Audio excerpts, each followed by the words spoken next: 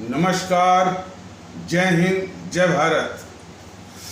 भारतीय अवाम ताकत दल अपने भारतीय भाई बहनों अर्थात अपने देश भारत की जनता अर्थात अपनी भारतीय अवाम से भारतीयता आधारित आपसी श्रद्धा, भारतीयता आधारित आपसी स्नेह, भारतीयता आधारित आपसी प्रेम, भारतीयता आधारित आपसी अखलाक मोहब्बत, भारतीयता आधारित आपसी सहयोग, भारतीयता आधारित आपसी सम्मान, भारतीयता आधारित आपसी एकता, भारतीयता आधारित आपसी भाईचारा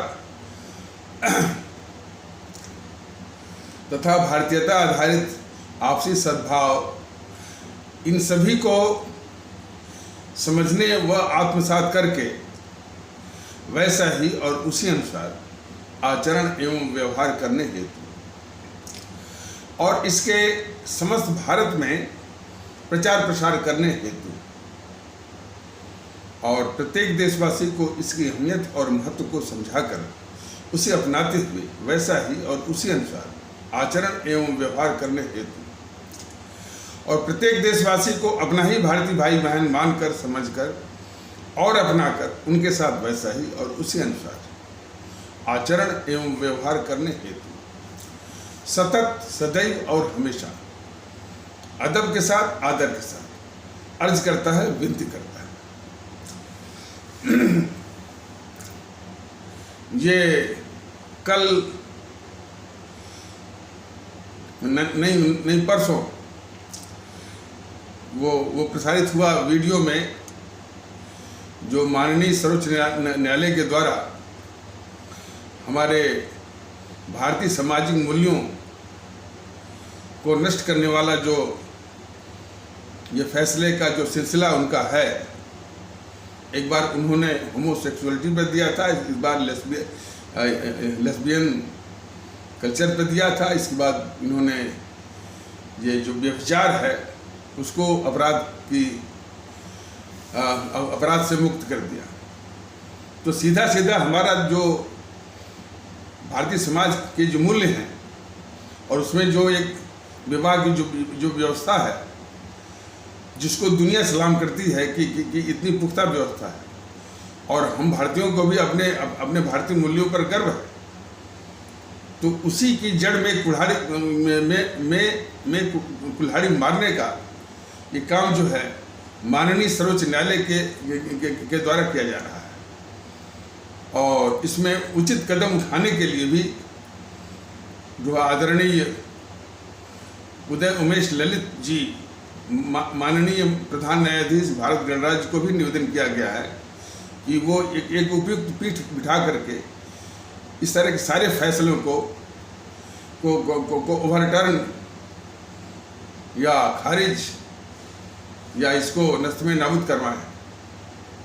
ये माननीय सर्वोच्च न्यायालय का और हमारे आदरणीय श्री उदय उमेश ललित जी का ये परम कर्तव्य बनता है और ये भी कहा गया कि ऐसा नहीं है, हर दिन एक बराबर नहीं होता है। कल को संसद भी इस तरह के फैसले को पलट सकती है और पलटेगी भी, जो कि ये भारतीय मूल्यों को जिंदा रखना है तो उसको पलटना ही पड़ेगा। लेकिन तब ये इस तरह के जो माननीय सर्वोच्च न्यायालय के माननीय न्यायमूर्तिगण हैं उनको भी ये समाज और ये संसद बेनकाब करेगी। तो ऐसी स्थितियों का भी उनको जो है वो सामना वो करना पड़ेगा, क्योंकि ये साधारण बात नहीं है। ये बहुत ही प्रत्येक भारतीय को जो जिसको कि भारतीय मूल्यों से, भारतीय सामाजिक मूल्यों से और वैवाहिक व्यवस्था के मूल्यों से के प्रति जो भी सम्मान है, निश्चित है कि वो आहत है। तो इन बातों का गौर जो है हमारे माननीय सर्वोच्च न्यायालय और माननीय सर्वोच्च न्यायालय के माननीय न्यायमूर्तिगण और विशेष करके आदरणीय श्री उदय उमेश ललित जी माननीय प्रधान न्यायाधीश भारत गणराज्य उनको विशेष रूप से इस पर इस दिशा में उचित कदम उठाना चाहिए, उचित कार्रवाई करने की आवश्यकता है। तो इन्हीं बातों को लेकर के जो परसों जो प्रसारित हुआ था उसमें दिया गया था। कुछ हमारे अधिवक्ता गण क्या कहे जाने वाले भारतीय भाई बहनों की प्रतिक्रिया आई, वो कुछ तारीफ कर रहे थे। भारतीय अवाम ताकत दल और मैं तारीफ पर जो है वो प्रसन्न होने वालों में से नहीं हैं हम लोग। हम जो चाहते हैं कम से कम हमारा जो बौद्धिक वर्ग का ये तबका है, जो अधिवक्ता कहे जाने वाले भारतीय भाई बहनों का एक तबका है अपने भारतीय समाज का, कम से कम वहाँ से शुरुआत हो भारतीयता की, भारतीयता आधारित भाईचारा, भारतीयता आधारित जो है वो एकता, भारतीयता आधारित सद्भाव, भारतीयता आधारित इखलाक, मोहब्बत, आपसी सम्मान। चूँकि ये तबका प्रबुद्ध भी है और इसकी अच्छी खासी तादाद है। आप जोड़ लीजिए कि जब वो तहसील स्तर पर भी है और कई और तहसील स्तर पर भी है, जिले स्तर पर भी है, डिस्ट्रिक्ट कोर्ट है, डिस्ट्रिक्ट कोर्ट में जो है वो रेवेन्यू कोर्ट भी है और सिविल कोर्ट भी है। कितने हाई कोर्ट हैं, 20-25 उनके जो अधिवक्ता जो अधिवक्ता कहे जाने वाले भारतीय भाई बहनों का एक समूह है। सुप्रीम कोर्ट के भी वकील हैं, तो लाखों में हैं ये। तो यहाँ पर भी भारतीयता के माहौल को लाने की परम आवश्यकता है और ये एक विशेष प्रकार का ये बौद्धिक वर्ग है। यदि ये शुरुआत करता है तो बहुत कुछ ये इसमें मोमेंटम आ सकता है, इसमें गति आ सकती है। और एक बात और कि स्वामी विवेकानंद का ये नज़रिया बौद्धिक वर्ग, भारत के बौद्धिक वर्ग, जिसका कि ये अधिवक्ता समूह एक उसका एक भाग है, बौद्धिक वर्ग का भाग है, उसके प्रति हमारे स्वामी विवेकानंद के विचार को बहुत गौर से समझें और उस संबंध में जो भी कमी है उसको दूर करने का प्रयास करें। और उन्होंने कहा था कि जब भी कोई देश हित की बात आती है तो ये बौद्धिक वर्ग और ये सम्राट वर्ग जो है पीछे रह जाता है। और उन्होंने इस दिशा में कहा था कि जब भी कोई देश हित या आवाम के हित की बात का मुद्दा होता है, the only hope is from the masses, the elite of this country. हालांकि ये लोग एलिट कहते हैं, लेकिन मैं उसको इलाइट कहता हूँ। The elite of this country is morally and physically dead. जो ये बौद्धिक वर्ग है, कुछ अपवादों को छोड़कर के कमोवेश वह नैतिक रूप से और वैसे भी मर चुका है। ये हमारे स्वामी विवेकानंद का नज़रिया है। और वो इतनी बड़ी आत्मा के थे, इतने बड़े संत थे और कोई बहुत गलत नहीं है। और इस विषय में हमारे जो अधिवक्ता कहे जाने वाले जो भारतीय भाई बहन उसको बहुत गौर से समझें कि स्वामी विवेकानंद के किस नज़रिए पर गौर करें। उन्होंने यदि ऐसा कहा है तो इसमें काफ़ी तथ्य है। और शायद और हमारे जो बाबा साहब अम्बेडकर थे वो भी वकील ही थे, उनका भी ये कहना था। उन पर भी कुछ लोग यानी गलत और अपने जो मानसिकता है, जो उनकी मानसिक बनावट है उसके अनुसार भी कुछ आरोप लगाते हैं, उन पर तंज कसते हैं। लेकिन उन्होंने भी बौद्धिक वर्ग विषय में जो कहा है वो भी बहुत गौर करने योग्य है। उन्होंने ये कहा कि हमारे देश में वक्त के किसी भी मोड़ पर विद्वानों की कोई कमी नहीं रही है। तो उन विद्वानों में हमारे ये वकील कहे जाने वाले भारतीय भाई बहन भी आते हैं। विद्वान, तो विद्वानों की कोई कमी नहीं रही है।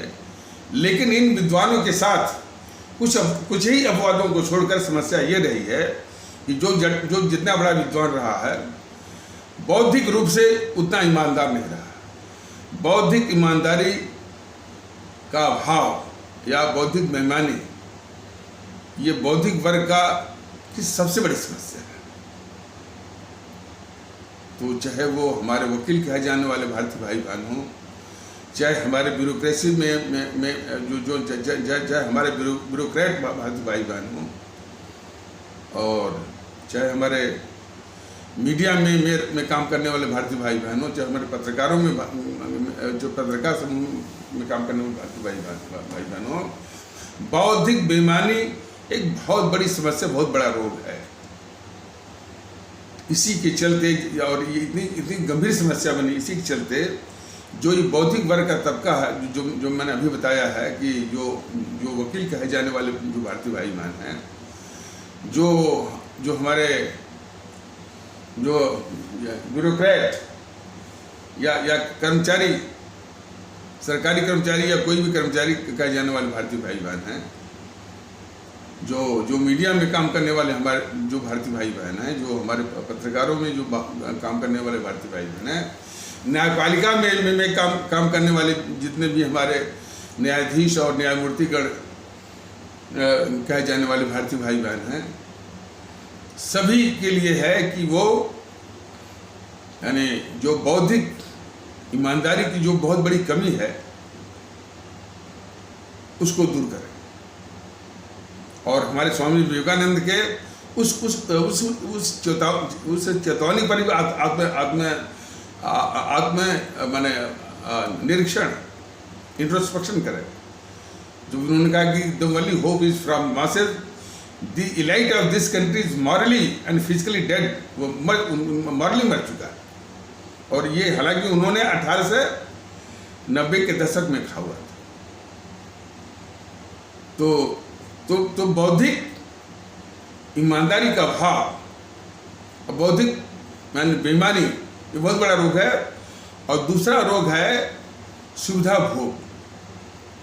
इन दोनों के चलते ही हमारा तबका, इतना कीमती तबका, इतना इनवैल्यूएबल तबका हमारे भारतीय समाज का, जो कि हमारे इस देश के लिए बहुत बड़ी संपदा हो सकता था, बहुत बड़ा एसेट हो सकता था, बहुत बड़ी लाइबिलिटी बना हुआ, बहुत बड़ा बोझ बन गया। तो भारतीय जनता दल का ये भी कहना है। तो इसलिए इस तबके में भारतीयता आधारित एकता, भाईचारा, इखलाक, मोहब्बत, सद्भाव लाने की शुरुआत करिए, तब इसकी सार्थकता आएगी। सिर्फ मेरे तारीफ से ही बात वो नहीं बनेगी। और ये जिम्मेदारी सब पर बनती है। जो न्यायाधीशगण हैं, जो आदरणीय जो न्यायाधीशगण हैं, माननीय न्यायमूर्तिगण हैं, जो ये हमारे जो राजनयिक हैं, ब्यूरोक्रेट हैं, IAS वाले, चाहे जो वर्किंग हो, चाहे वो रिटायर्ड हो, मीडिया में काम करने वाले पत्रकार हैं, और शिक्षण संस्थाओं में जो है, यूनिवर्सिटीज और कॉलेजेस में, तो इस समस्या को दूर करने का प्रयास करें और भारतीयता के माहौल को लाने की बात करें। और ये इस देश के लिए, इस देश के वजूद के लिए, इस प्यारे मुल्क भारतवर्ष के वजूद के लिए बहुत आवश्यक है। ये GNPC इस देश के लिए बहुत बड़ी समस्या है। और उससे भी बड़ी समस्या है कि हमारे देश के जो भारतीय भाई बहन हैं, इस GNPC कितना खतरनाक है, उसको समझने में अभी भी विफल हो रहे हैं। और विफल होने में वो तबका बहुत आगे है जो कि अपने को बहुत प्रबुद्ध कहता है। केरल के भारतीय भाई बहन, जब इसकी पद यात्रा हो रही थी, उसमें काफ़ी बच्चियां थी, महिलाएं थे, बुजुर्ग थे, वो भारतीय भाई बहन। केरल के जितने भी भारतीय भाई बहन हैं, चाहे वह हिंदू सनातन आस्था वाले भारतीय भाई बहनों का तबका हो, चाहे हमारे ईसाई आस्था वाले भारतीय भाई बहनों का तबका हो, चाहे हमारे इस्लाम आस्था वाले भारतीय भाई बहनों का तबका हो,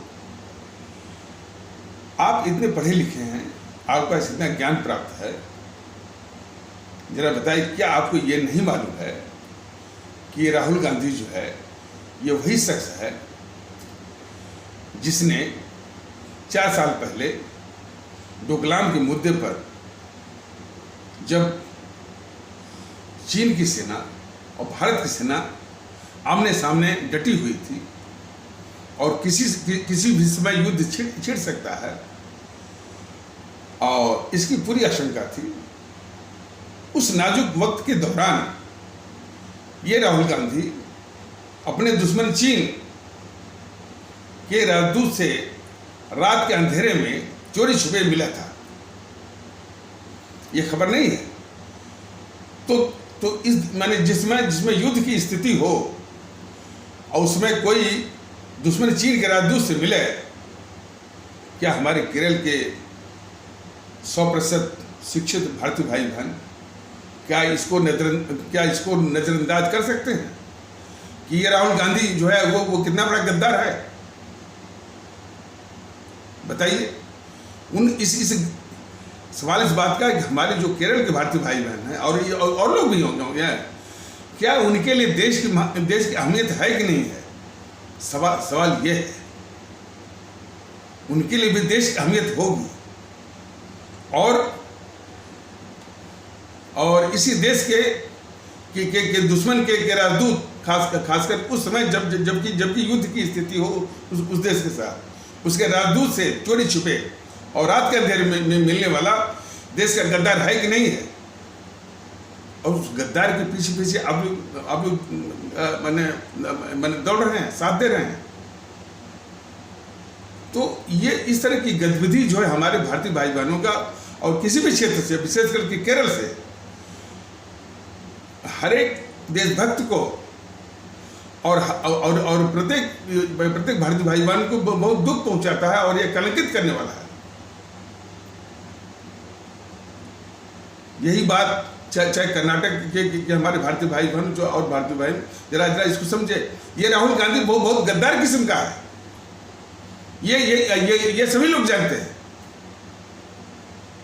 डोकलाम के मुद्दे पर ये हमारे दुश्मन चीन के राजदूत से मिला था, जबकि दोनों देशों की सेनाएं जो 70-72 दिन जो है वो डटी हुई थी। किसी भी समय युद्ध छिड़ सकता है, ये पूरी आशंका थी। उस दौरान, उस नाजुक वक्त के दौरान भी ये दुश्मन चीन के राजदूत से मिला था। ये कई फोटो इसके दिखे गए नेपाल में कि चीन के राजनयिक के साथ कोई लेडीज है, उसके साथ ये गलबैयाँ करता है।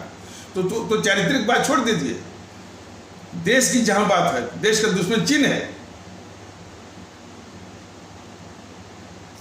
और इतना ही नहीं, हमारे केरल के भारतीय भाई बहन अवश्य, केरल के भारतीय भाई बहन, कर्नाटक के भारतीय भाई बहन और भी जो यहाँ से इसकी भारत जोड़ो यात्रा जो निकलने वाली है, वहाँ से भी कि यह देश का गद्दार है। ये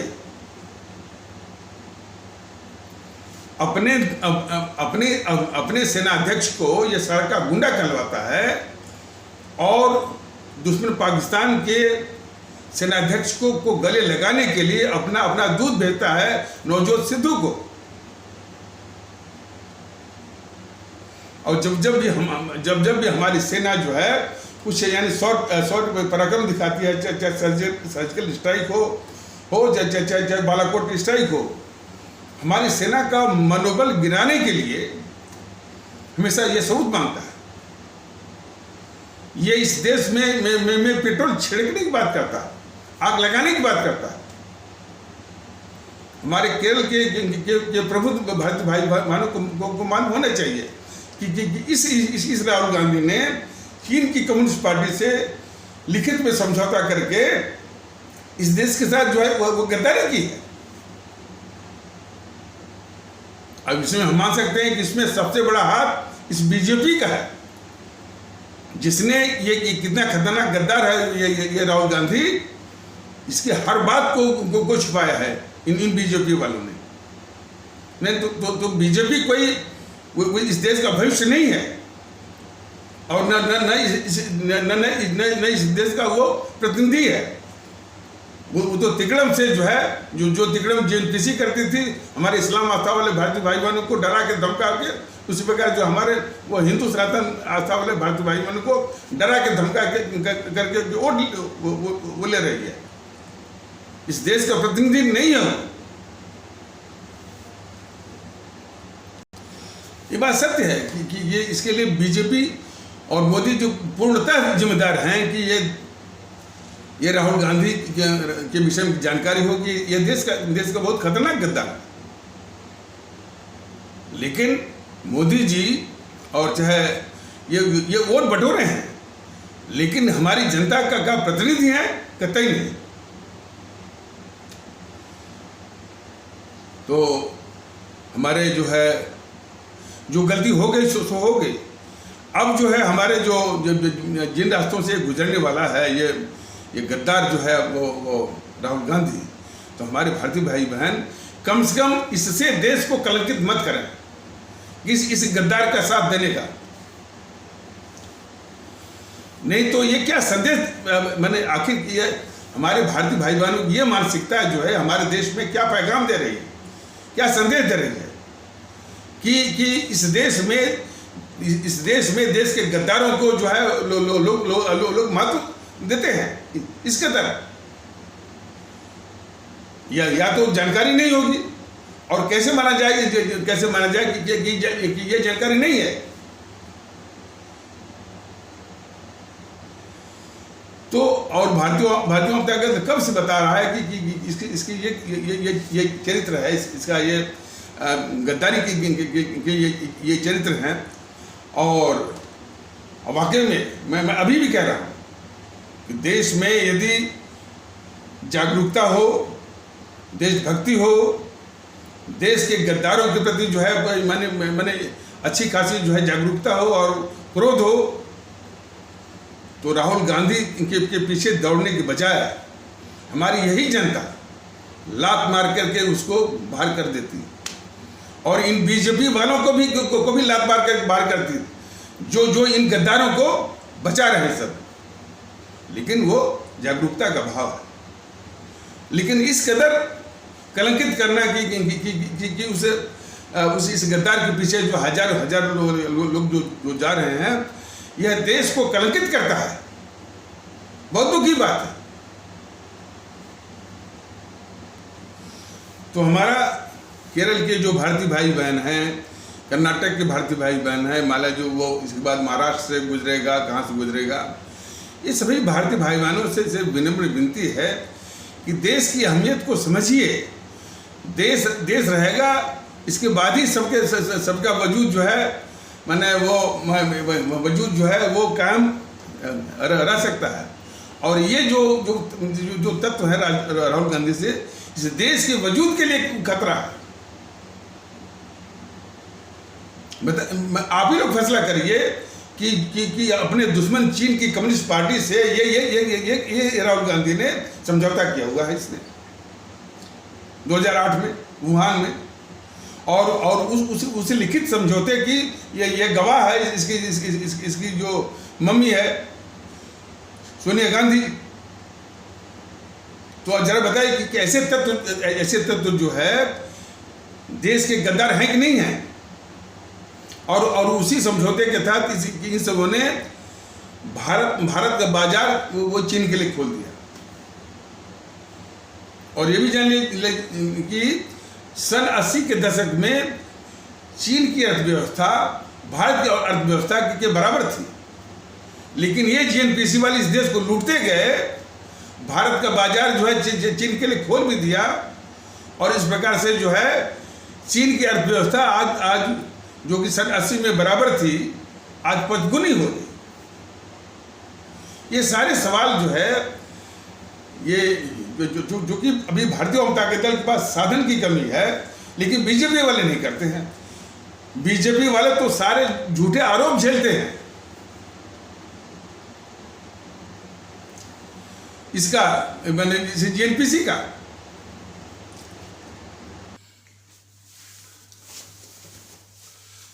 अब इतना बताया जा रहा है कि ये जीएनपीसी किस कदर जो है इस देश मुल्क के लिए खतरा है, और सब ये गद्दार हैं, और किस प्रकार ये बीजेपी के जो प्रवक्ता हैं, प्रमुख प्रवक्ता और शायद और क्या कहते हैं प्रधान प्रवक्ता हिमांशु त्रिवेदी का चरित्र जरा देखिए। मोपला वो जो नरसंहार हुआ था वो पूर्णतः जो है सांप्रदायिक था। मोपला संहार की जब का जिक्र करते हैं ये सुधांशु त्रिवेदी वगैरह, जरा सुनिएगा।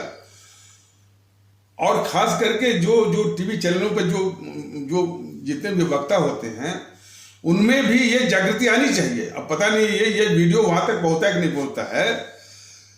वो जिस तरह के सवाल करते हैं उससे बिल्कुल ये अनभिज्ञता है कि भाई कि आखिर ये गांधी का चरित्र क्या है, इस नेहरू का चरित्र क्या है, इस कांग्रेस का क्या चरित्र है।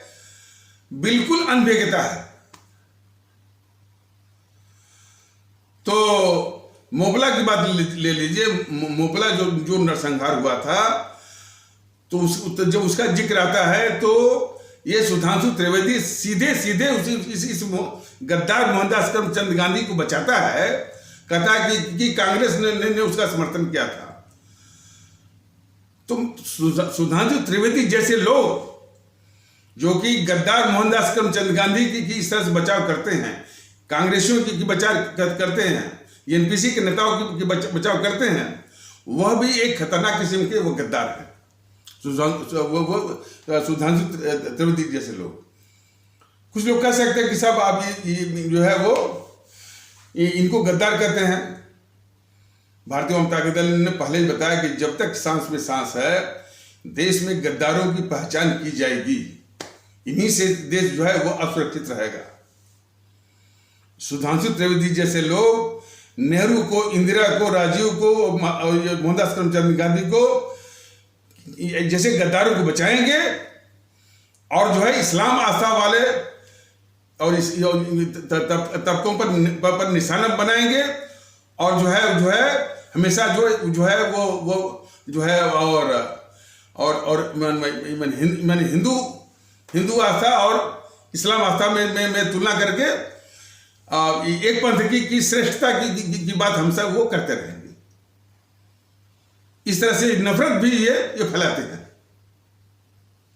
सुधांशु त्रिवेदी जैसे लोग। तो ये कुछ उदाहरण है और इन सबों को वास्तव में समस्या यह है कि बीजेपी वाले किस तरह से मैंने इनको बचाते हैं, ये मैंने किस तरह से रक्षा करते हैं ये भी जानना जरूरी है। और किस तरह से जो हिंदू मुस्लिम का करके जो है एक नफरत का भी ये माहौल बनाते हैं।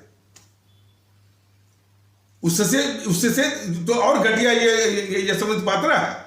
हमेशा हिंदू मुस्लिम वो करता है।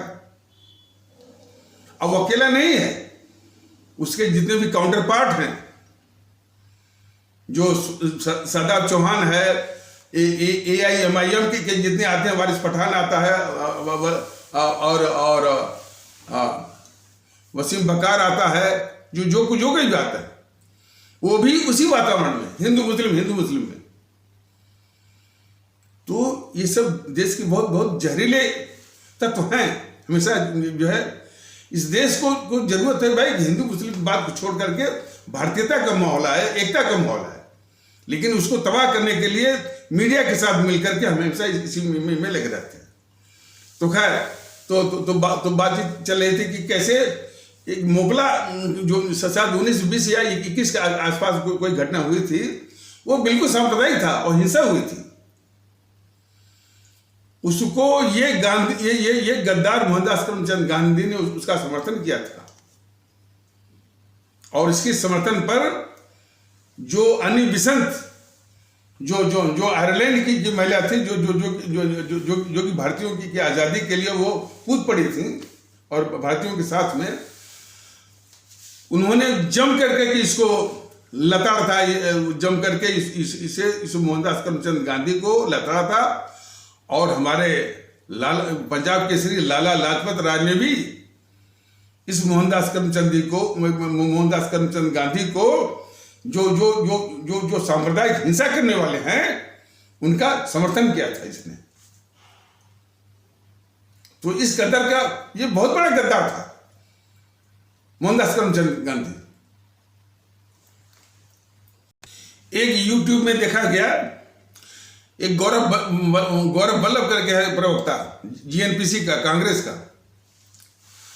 ये इससे सुधांशु त्रिवेदी से कह रहा है कि बोलो गोडसे जो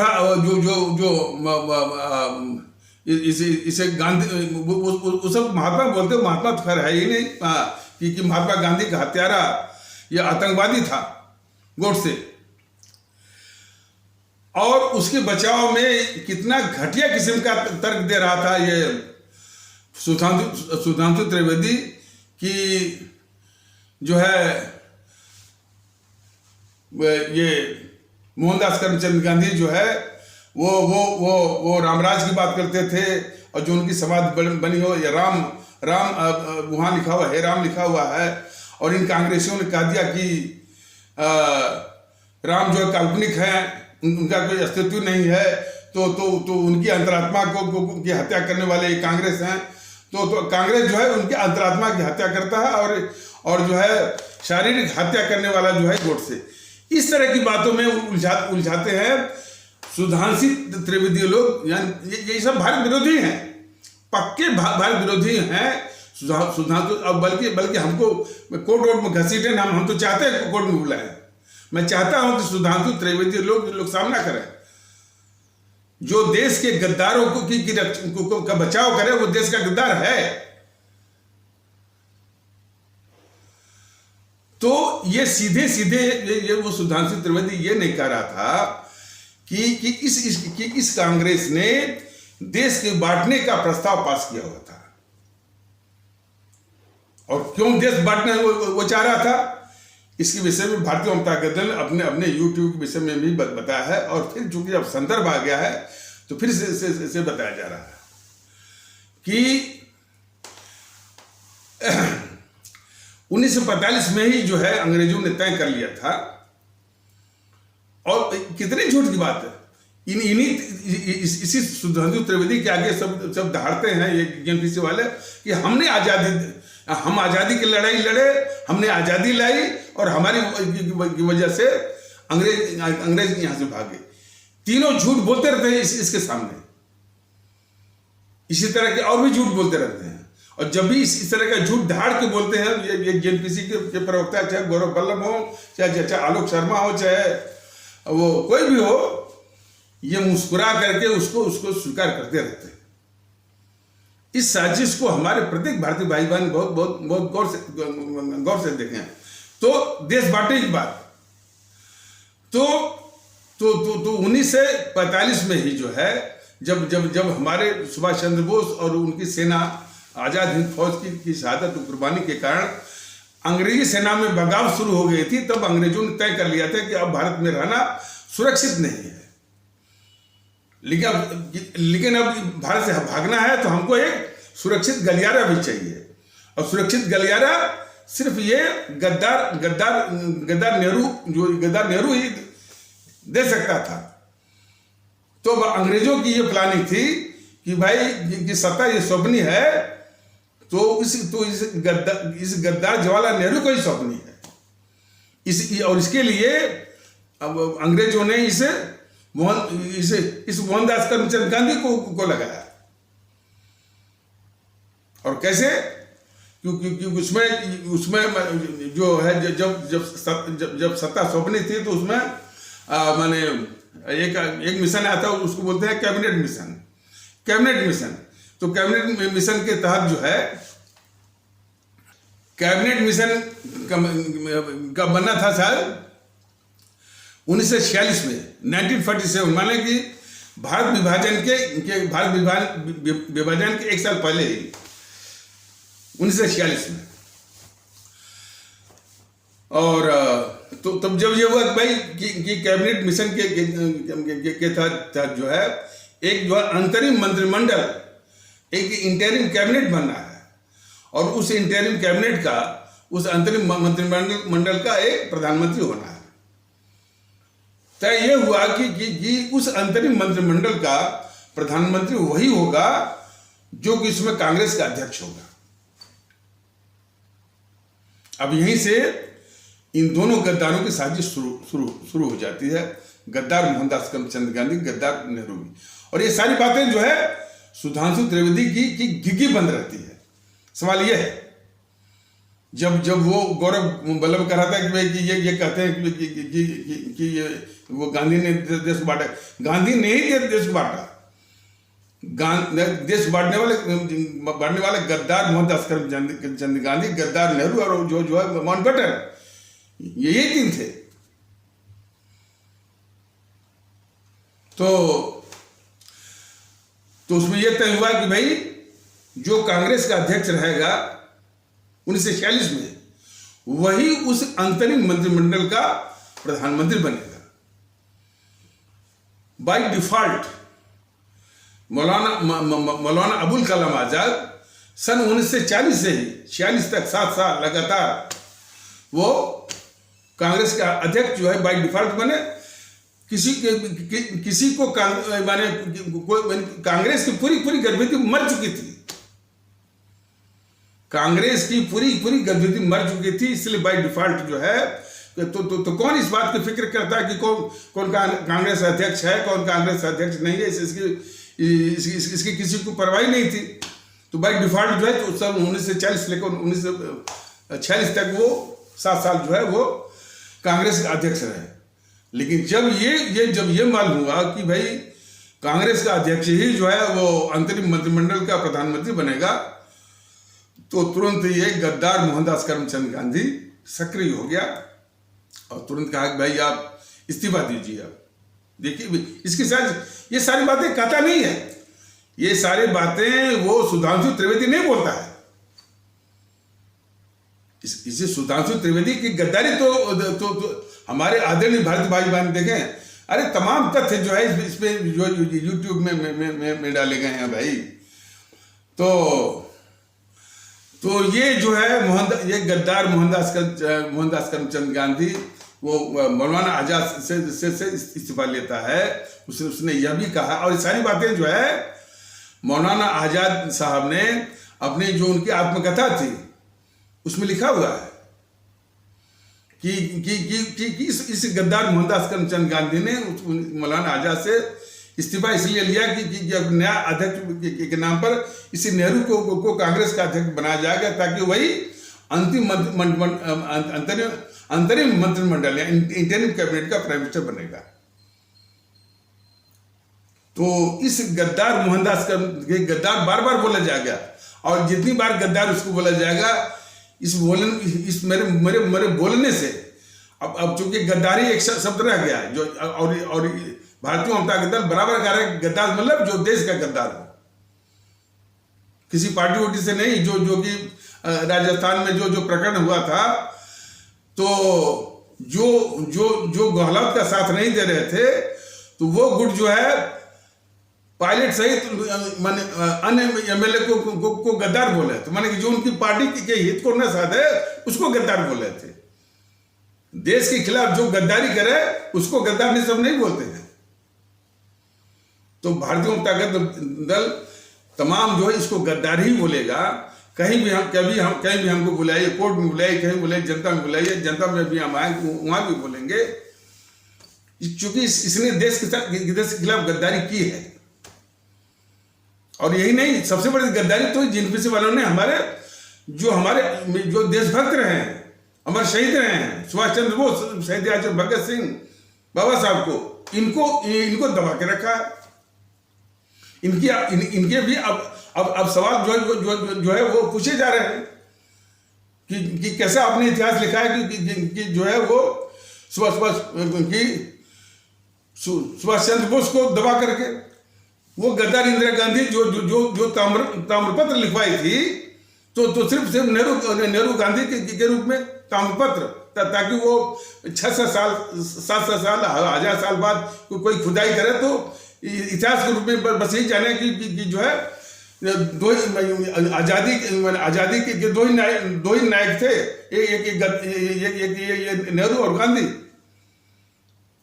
इन समूह की गद्दारियों को कम से कम जो है ये बीजेपी वाले तो गद्दारी कर रहे हैं क्योंकि छुपा रहे हैं। जनता हमें अपनी जागरूक हो जाए।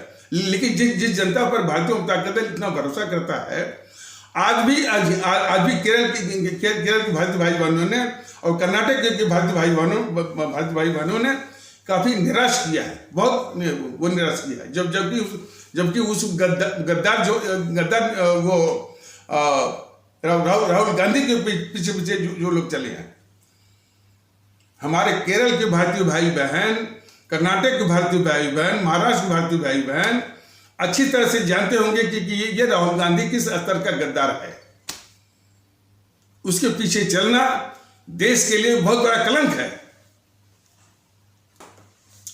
बात चल रही थी कि वो ये गद्दार मोहनदास करमचंद गांधी मौलाना आजाद के पास गया इस्तीफा लेने के लिए। मौलाना आजाद जी ने अपनी आत्मकथा में लिखा है कि ये मोहनदास करमचंद गांधी हमसे यह भी कह रहा था कि आप सार्वजनिक रूप से घोषणा भी करिए कि हम नेहरू के पक्ष में इस्तीफा दे रहे हैं। तो मौलाना आजाद ने, जैसा कि उन्होंने अपनी आत्मकथा में कहा कि हमने इससे मना कर दिया कि हम भाई सार्वजनिक रूप से हम घोषणा करेंगे कि हम नेहरू के पक्ष में इस्तीफा दे रहे हैं, लेकिन हमने इस्तीफा उसको सौंप कर दे दिया। अब जो है कांग्रेस अध्यक्ष के चुनाव की बात आई, तो कांग्रेस के संविधान के अनुसार जो है कांग्रेस के राष्ट्रीय अध्यक्ष के लिए प्रांतीय इकाइयां जो है प्रस्तावित करती थी। तो कांग्रेस की 15 प्रांतीय इकाइयों में से 12 ने यही जानकर के सरदार पटेल के पक्ष में समर्थन दिया था कि सरदार पटेल ही कांग्रेस के अध्यक्ष बनकर के वो जो है अंतरिम मंत्रिमंडल के प्रधानमंत्री होंगे। यही जानकर के था वो। और बाकी जो तीन इकाइयां जो है, एकाध जो है उनको सीता भी रमैया पट्टा भी रमैया को, या एकाध जो है उनको जेबी कृपलानी को। लेकिन 12 जो समर्थन था सरदार पटेल जी को सिर्फ इसी उद्देश्य से कि यही कांग्रेस के राष्ट्रीय अध्यक्ष बनेंगे और अध्यक्ष की हैसियत से वो अंतरिम मंत्रिमंडल 1946 वाला उसके ये प्रधानमंत्री बनेंगे। ये सोच करके ये बिल्कुल तय था। ये मोहनदास करमचंद गांधी पूरी साजिश करके सबसे इस्तीफा लेकर के उस नेहरू को थोपा इस देश के ऊपर, जिस नेहरू के पक्ष में एक भी समर्थन था ही नहीं। सोचिए ना इस बात को, ये सुधांशु त्रिवेदी गद्दार इस देश का वो कहता नहीं है, कहता नहीं। और सिर्फ उसकी सतही बात को कि पटेल प्रधानमंत्री होते। अरे जो साजिश इसने किया मोहनदास करमचंद गांधी को, वो तो बताना।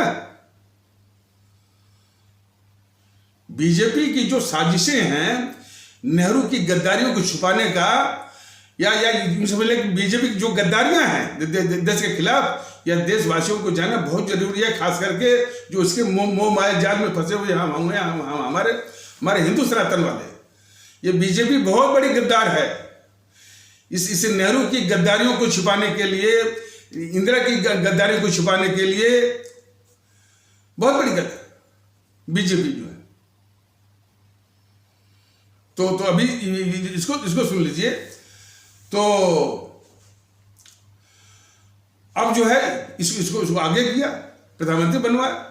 इसी गद्दार मोहनदास करमचंद गांधी से लोगों ने पूछा कि भाई इसी नेहरू के पक्ष में तो कोई था ही नहीं, न तो देश के लोग थे, न तो कांग्रेस थी। आपने इस नेहरू को प्रधानमंत्री क्यों बनवाया? तो ये बोला कि बहुत सफल अंग्रेज है ये, इसको अंग्रेजी बोलने आती है, और अंग्रेजी बोलने के कारण माने कई देशों से संबंध बनाने में बहुत काबिल रहेगा। अब लीजिए, अंग्रेजों से लड़ करके अपनी शहादत कुर्बानी दे करके, प्राण दे करके हमारे अमर शहीदों ने आजादी लाई, इन अंग्रेजों को भगा करके। फिर ये गद्दार मोहनदास करमचंद गांधी एक अंग्रेज को ही बिठा दिए। ये सारी बातें जो भारतीय जनता दल बता रहा है, ये एक शब्द नहीं बोलता है सुधांशु त्रिवेदी जैसे लोग। हमारे देश के लोग जाने कि भाई ये सिर्फ सुधांशु त्रिवेदी गद्दार नहीं है, पूरी बीजेपी और उसके सिपा सालार प्रदीप सिंह, हर्षवर्धन त्रिपाठी, मनीष ठाकुर, सभी इसे बोलते नहीं। अब बाकी तो जो ये पत्रकार का गिरोह है, वो तो इतनी गद्दार जो मैंने जो जेएनपीसी है, इसी के पक्ष में ये एक झूठा माहौल बनाते हैं। कोई तर्क नहीं है उनके पास, न कोई तर्क है और कोई तथ्य है।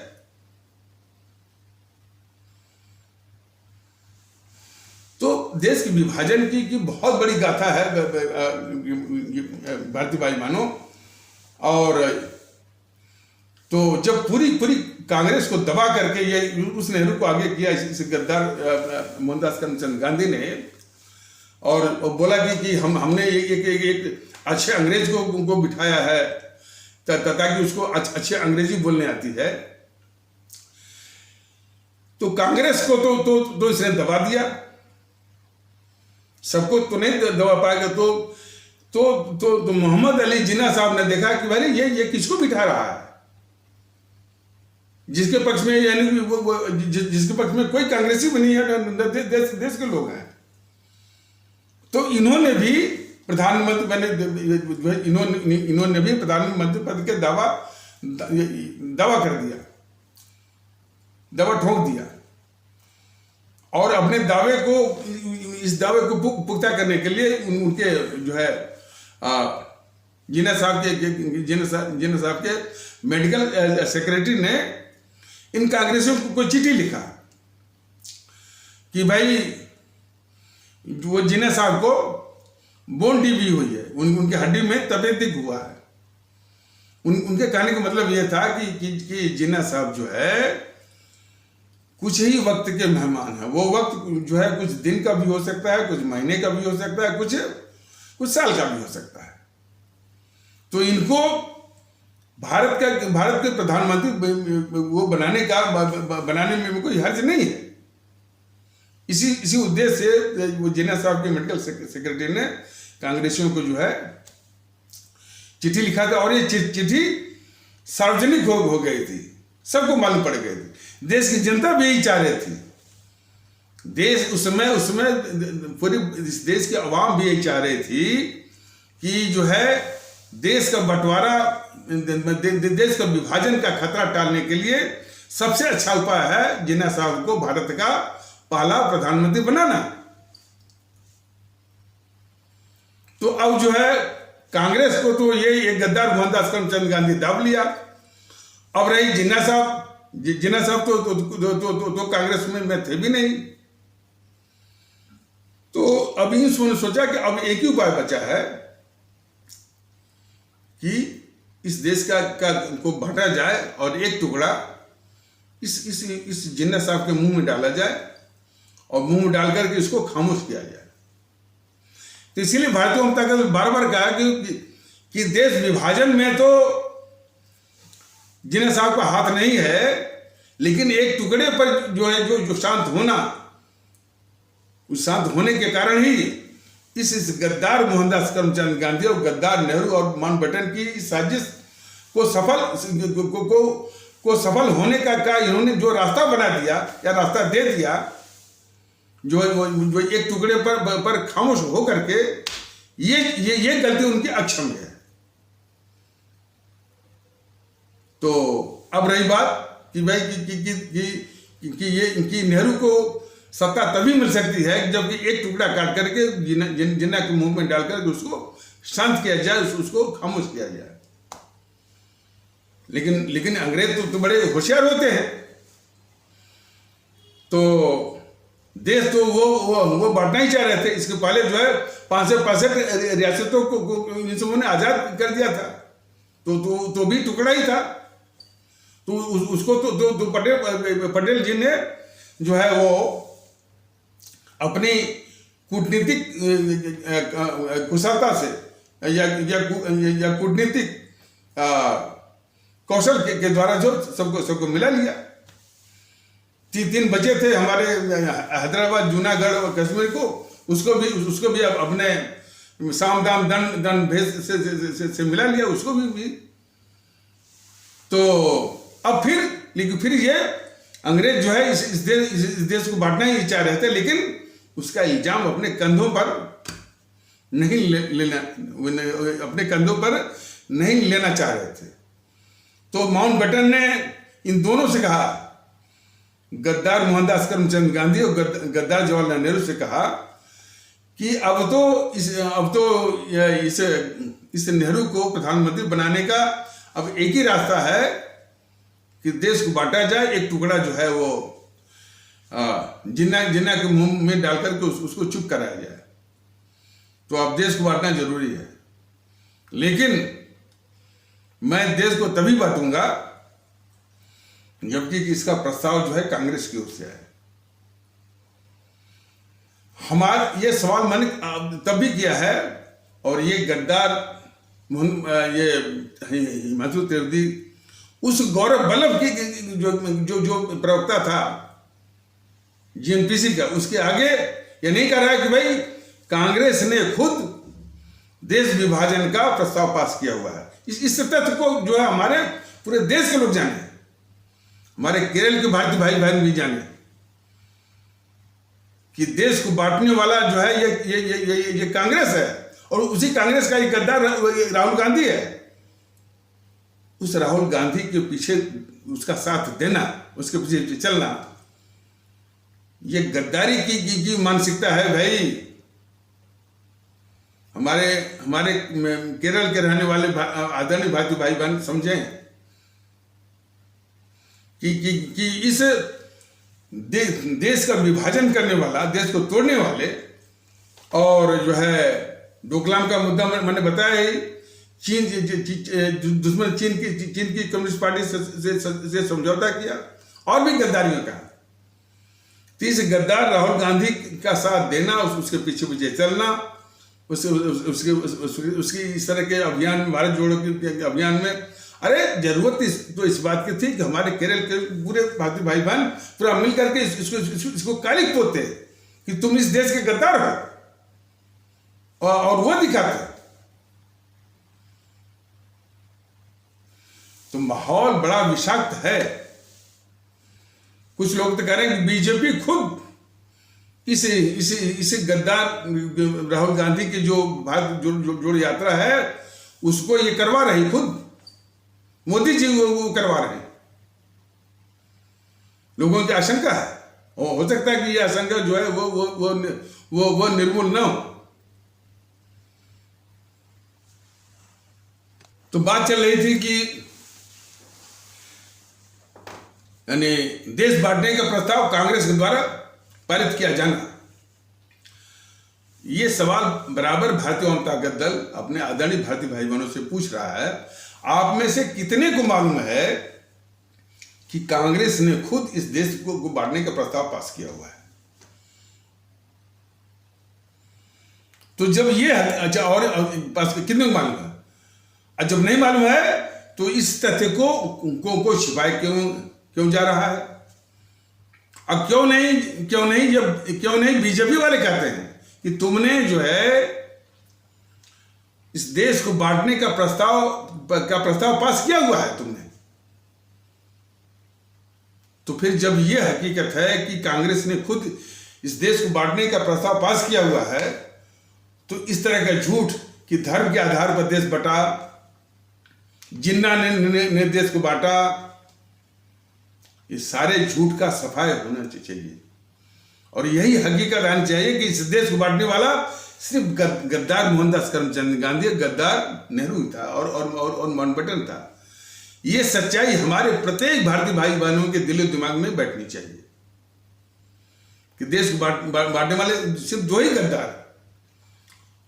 अब चूंकि माउंटबेटन तो इस देश का था नहीं, यदि वो इस देश का होता तो वो भी गद्दार था, लेकिन वो देश का दुश्मन था। तो देश का दुश्मन माउंटबेटन, ये दो गद्दार मोहनदास करमचंद गांधी और नेहरू ने मिलकर के जो है कांग्रेस की कार्य समिति से देश बांटने का प्रस्ताव जो है पास करवाया। तो क्या समझते हैं कि इतने आसानी से वो कांग्रेस की जो मान गए होंगे देश बांटने का प्रस्ताव? अरे जब ये समाचार आया कि भाई माउंटबेटन ने कहा कि देश तभी बढ़ सकता है जबकि इस तरह का प्रस्ताव जो है कांग्रेस पारित करके दे हमको,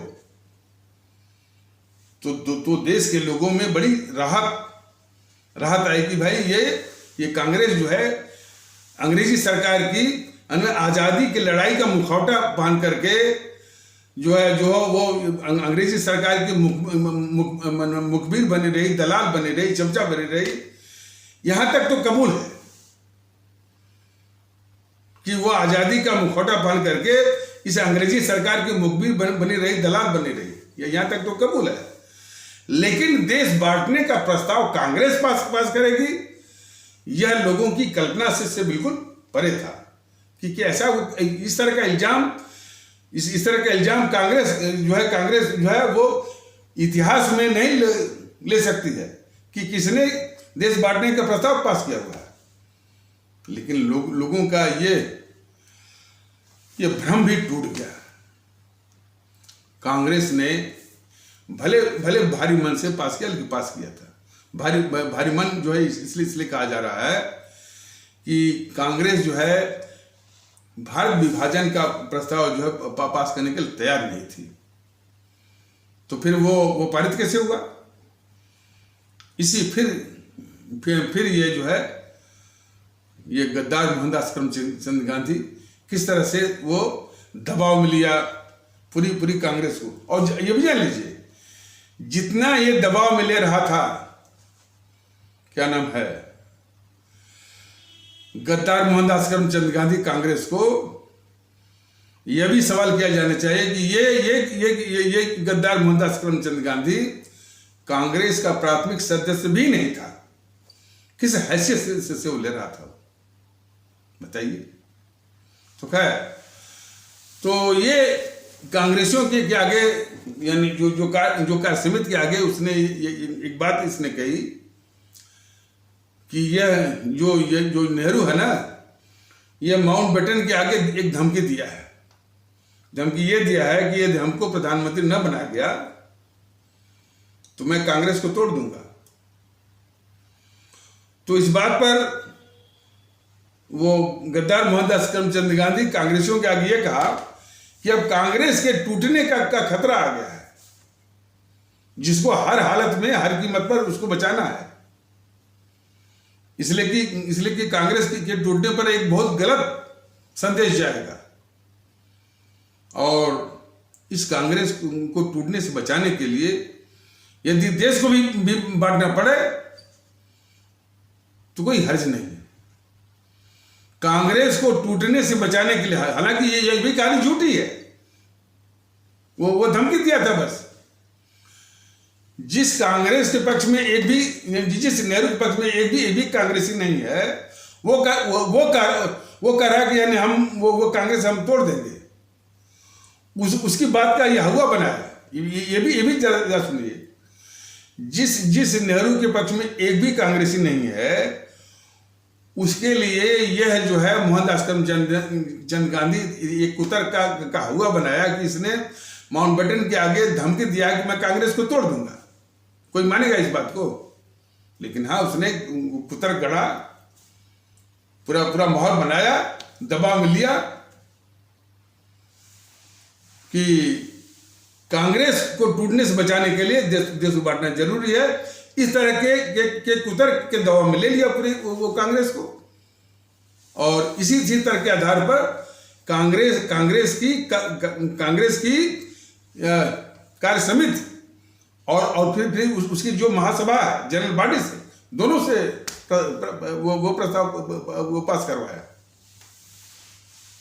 अब ये सवाल जो है हमारे देश की जो प्रतियोगी परीक्षाएं होती है, पीसीएस, और किसी पीसीएस के प्रीलिम के एग्जाम में यह क्वेश्चन भी आया था कि कांग्रेस ने जो भारत विभाजन का प्रस्ताव जो पास कराया था या पास किया था, उस प्रस्ताव का विरोध किसने किया था,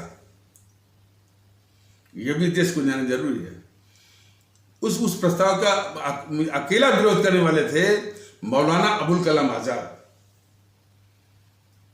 मैं इसलिए बता रहा हूं, या भारतीय जनता दल अपने आदरणीय भारतीय भाई बहनों को इसलिए बताया, ये गद्दार जो है सुधांशु त्रिवेदी, मैं साफ कह दे रहा हूं कि जो देश के गद्दारों को बचाए वह देश का बहुत बड़ा गद्दार है। तो ये सब नहीं कहता है कि उसे जो है, और यही नहीं, ये जो पुष्पेंद्र कुलश्रेष्ठ है वो कहता है कि मुझे कहता है कि आप नेहरू पर गांधी पर बहुत बोलते हैं।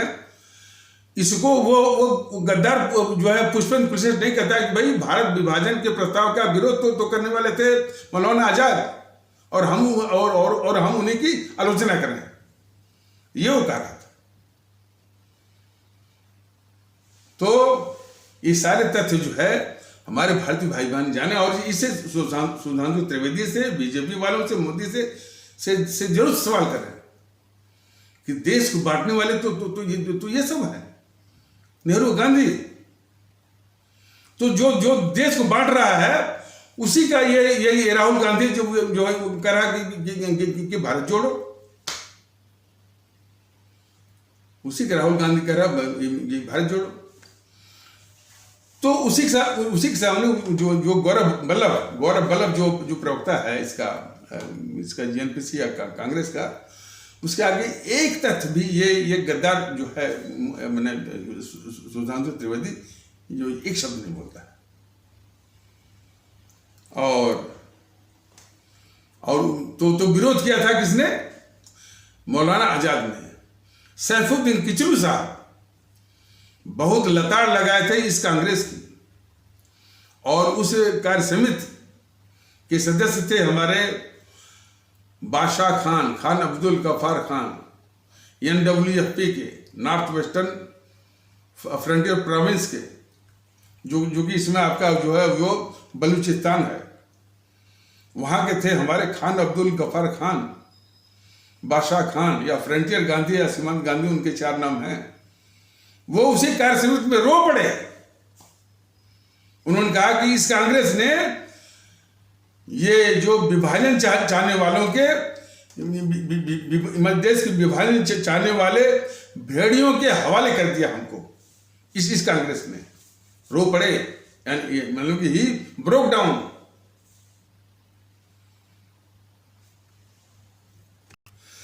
ये तो जो बताया जा रहा हमारे आदरणीय भारतीय भाई बहनों, ये घिनौनी जो सच्चाई है, इन सबों के जो पाप हैं, पाप के विषय में जो सच्चाई है, ये टिप ऑफ द आइसबर्ग भी नहीं है।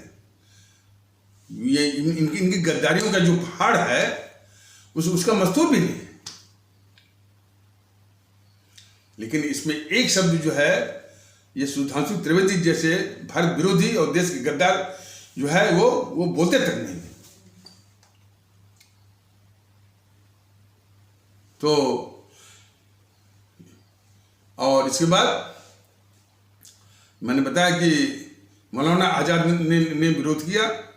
सैफुद्दीन किचलू साहब ने इस कांग्रेस को जो है वो लता लगाई, और कार्य समिति के सदस्य थे हमारे जो बादशाह खान या खान अब्दुल गफ्फार खान या सीमांत गांधी या फ्रंटियर गांधी, और वो रो पड़े। और इसके पहले देखिए, और ये सुधांशु त्रिवेदी जो है गद्दार मोहनदास करमचंद गांधी ने जो विश्वासघात किया देश के साथ, ये बोलता रहा कि पाकिस्तान मेरी लाश पर बनेगा। और शुरू से 1940 में जब से पाकिस्तान की घोषणा हुई, तब से ये नौटंकी कर रहा था ये गद्दार मोहनदास करमचंद गांधी कि पाकिस्तान मेरी लाश पर बनेगा, पाकिस्तान मेरी लाश पर बनेगा, और पाकिस्तान जब बन जाए तो मेरे यानी दो टुकड़े कर देना। नाटक कर रहा था। और देश जानता है, देश के लोग जानते हैं कि जब जब आज़ाद हिंद फौज पर ये अंग्रेज जो है इन भारतीयों का मनोबल तोड़ने के लिए उन पर जब मुकदमा चला रहे थे, तो उस आज़ाद हिंद फौज में जो 3 वो लेफ्टिनेंट जनरल थे, एक हिंदू सनातन आस्था वाले भारतीय भाई बहनों के तबके से, एक जो है इस्लाम आस्था वाले भारतीय भाई बहनों के तबके से, एक जो है सिख आस्था वाले भारतीय भाई बहनों के तबके से। एक जो है लेफ्टिनेंट जनरल थे जो सहगल साहब थे, एक लेफ्टिनेंट जनरल शाहनवाज साहब थे, एक लेफ्टिनेंट जनरल ढिल्लन साहब थे। इन पर जब मुकदमा चलाने की बात आई तो देश में काफी उबाल आ गया, पूरी एकता आ गई, यानी हिंदू मुस्लिम सिख के बीच में एकता की पूरी लहर दौड़ गई।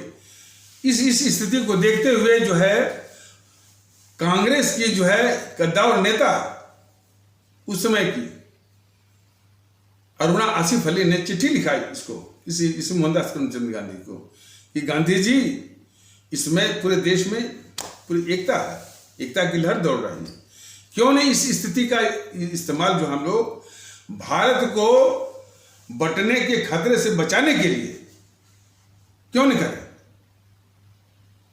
तो अब चूंकि इसके मन में तो था नेहरू को प्रधानमंत्री बनाने के लिए देश को बांटना, इसके मन में यह था खोट, तो बहाना क्या कर रहा है, लिखा है कि भाई यह हिंदू मुस्लिम में एकता उकता नहीं है, यह हिंदू मुसलमान जो वो दीवालों पर हाथ मिला रहे हैं। उसने अंग्रेजी में जवाब दिया कि this is not any unity among Hindus and Muslims, they are joining hands at the barricades only.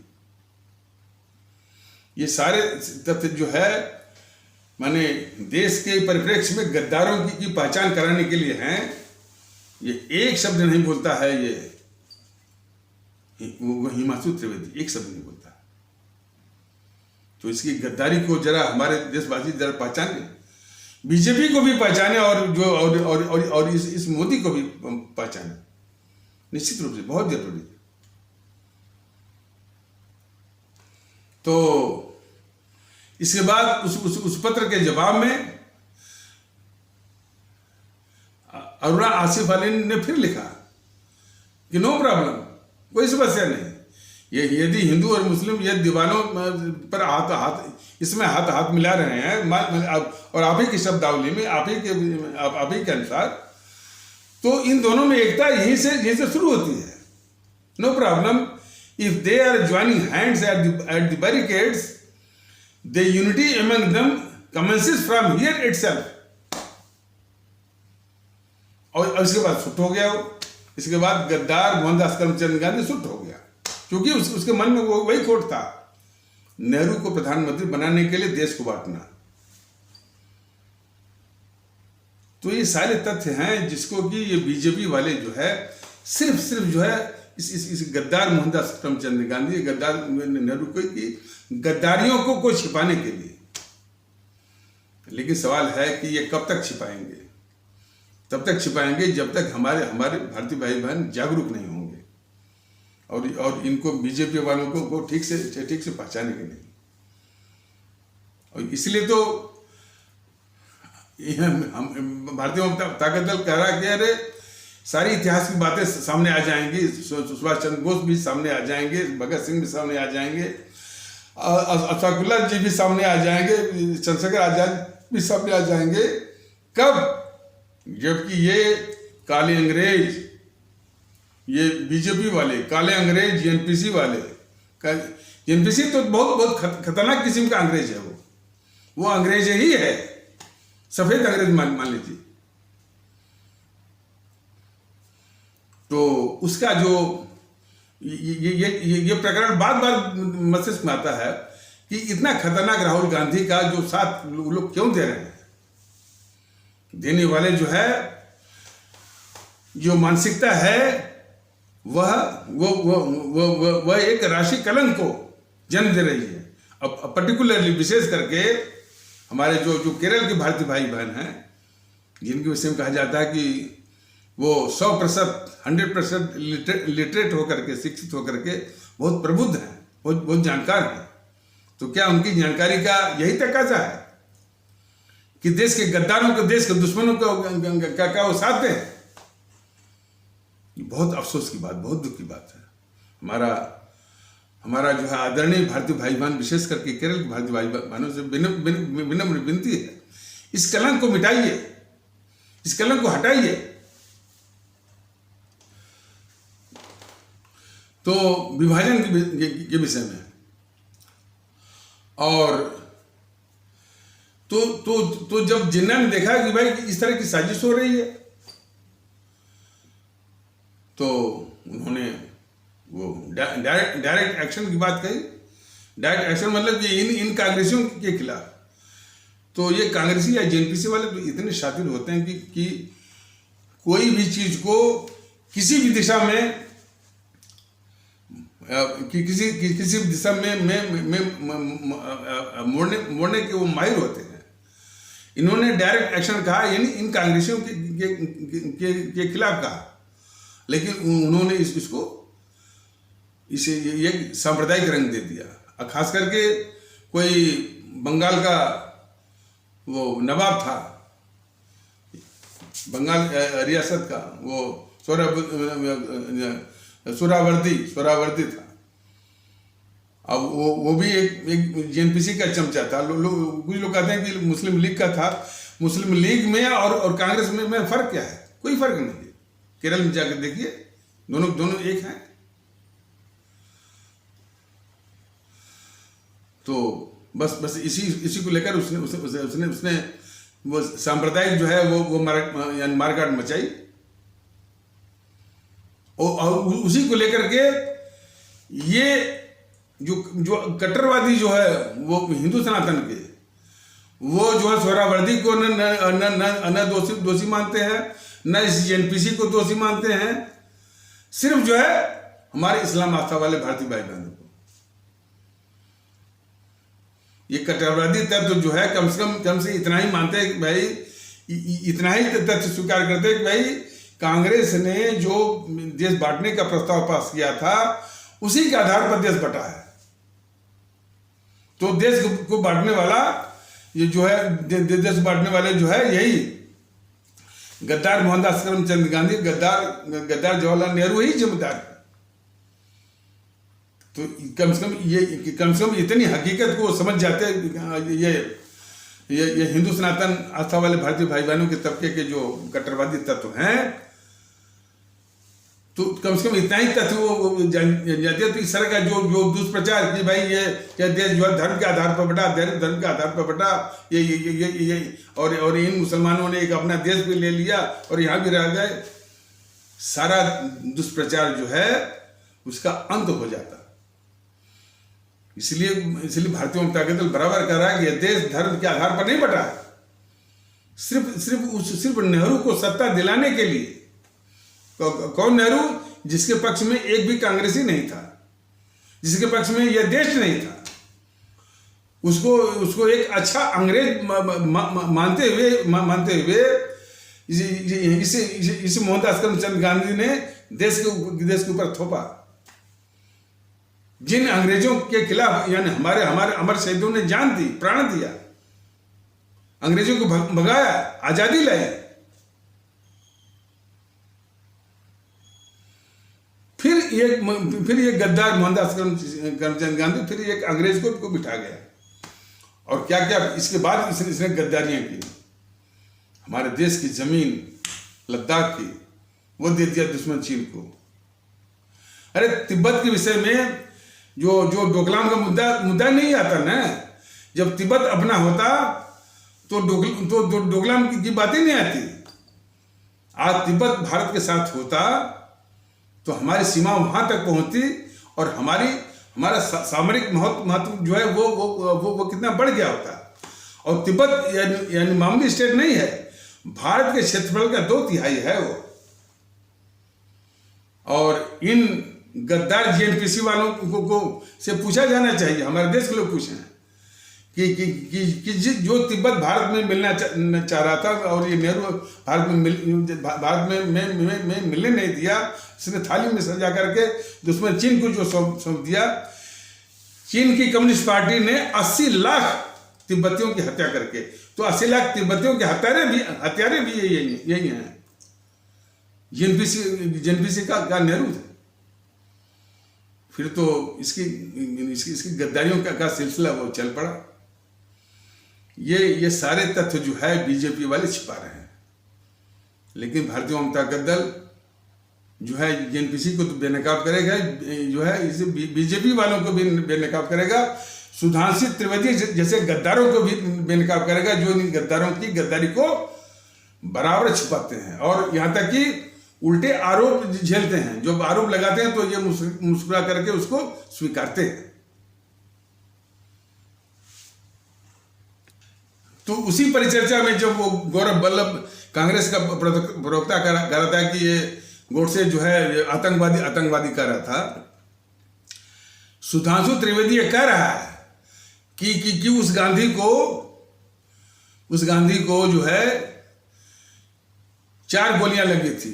Nathuram Godse ने तो जो है वो 3 ही गोली मारी थी, चौथी किसकी थी? और न तो उस गांधी का पोस्टमार्टम हुआ, न तो उनकी मृत्यु की जांच कराई गई। मृत्यु की जांच इसलिए नहीं कराई गई, यदि मोहनदास करमचंद गांधी के मृत्यु की जांच होती तो ये बिल्कुल स्पष्ट हो जाता कि उस मोहनदास करमचंद गांधी की हत्या में नेहरू का प्रमुख हाथ था। इसके विषय में कुछ लोग सवाल भी कर सकते हैं और भारतीय जनता दल ने किसी एपिसोड के माध्यम से बताया हुआ भी है कि ये नेहरू जो है बहुत शातिर किस्म का माने वो था, अपराधी ही मान लीजिए। ये वैसे ये इसको समझने के लिए आप यूँ समझ लीजिए कि जैसे कोई एक अपराधियों का एक गिरोह गैंग है, उस गैंग का एक सरगना है, उसका एक मुखिया है, किंग पिन। तो और उस गिरोह के एक सदस्य की सहायता से एक बहुत महत्वपूर्ण मकसद को हासिल करता है उस गिरोह का मुखिया, एक सदस्य की सहायता से, या उस सदस्य को सीढ़ी बना करके वो जो है एक बहुत महत्वपूर्ण मकसद को प्राप्त करता है उस गिरोह का मुखिया। उस मकसद को मिलते ही, प्राप्त होते ही, हासिल करते ही तुरंत उस सीढ़ी माने जिस सदस्य की सहायता से वो मकसद जो है वो पाया था, तुरंत उसको समाप्त करता है। गोली मार देगा या मरवा देगा, मार देगा या रास्ते से हटवा देगा। ठीक यही चीज जो कि जिस नेहरू के लिए प्रधानमंत्री पद मिलना बिल्कुल असंभव था, उसको मोहनदास करमचंद गांधी ने क्या क्या साजिश करके इसके हाथ में सत्ता दिलवाई। तो सत्ता मिलते ही ये मोहनदास करमचंद गांधी इस गद्दार नेहरू के लिए बहुत खतरा बन गया था। खतरा मतलब कि किसी वक्त भी वो मुंह खोल सकता था। तो उसको अपने रास्ते से हटाना इस गद्दार जवाहरलाल नेहरू के लिए बहुत आवश्यक हो गया था। तो इसलिए कई आक्रमण भी हुए थे। हालांकि इसको भी झूठ बोल रहा था वो गद्दार सुधांशु त्रिवेदी कि भारत विभाजन के कारण जो है लोग बहुत गुस्साए हुए थे। जो है उस पर कई हमले हुए थे, यानी इस मोहनदास करमचंद गांधी को माने जो 30 जनवरी 1948 को जो हत्या हुई थी, उसके पहले 3-4 आक्रमण हो चुके थे। और ये जानकारी इस गद्दार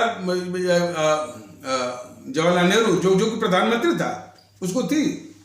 इस बात को कौन यकीन करेगा, कौन विश्वास करेगा कि या उसके जहन में ये बात पचेगी कि जो शख्स जवाहरलाल नेहरू जो कि प्रधानमंत्री है और जो जो जो जो इस मोहनदास करमचंद गांधी की दिन रात चमचागिरी कर रहा है, बाबू बाबू बाबू बोल रहा है, उस पर हमले हो रहे हैं और उसकी सुरक्षा की व्यवस्था नहीं कर रहा है, किसको बचेगा?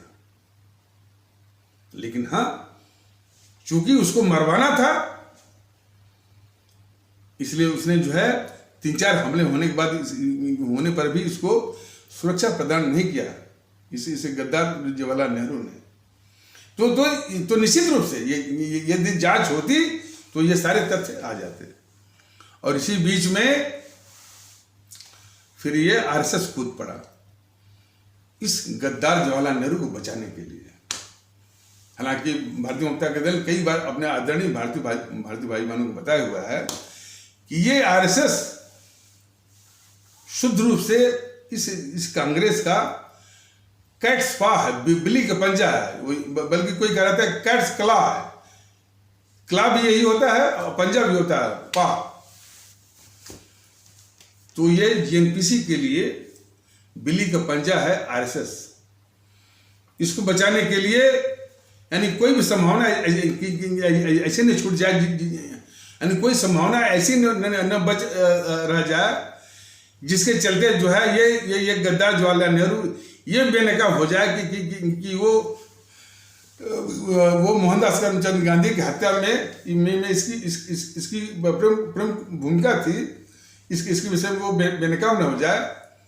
इसको बचाने के लिए उसे जीएनपीसी का, नेहरू का जो बिल्ली का पंजा आरएसएस है वो आगे आया, उसने इसी गोडसे को आगे भेज दिया। तो